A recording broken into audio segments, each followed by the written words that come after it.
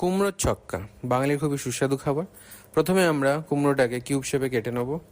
তারপর আলুগুলোকে এরকম ছোটো ছোটো কিউব শেপে কেটে রাখবো। আদাটা কেটে রাখবো, এটা পরে আমাদের আদা কুচি করে রান্নায় দিতে হবে। এবার কড়াটা গরম করে আমাদের সর্ষের তেল দিলাম। সর্ষের তেলটা গরম হতেই আমরা কুমড়োগুলোকে ছেড়ে দিলাম। কুমড়োগুলো ভাজা ভাজা হয়ে যাবে।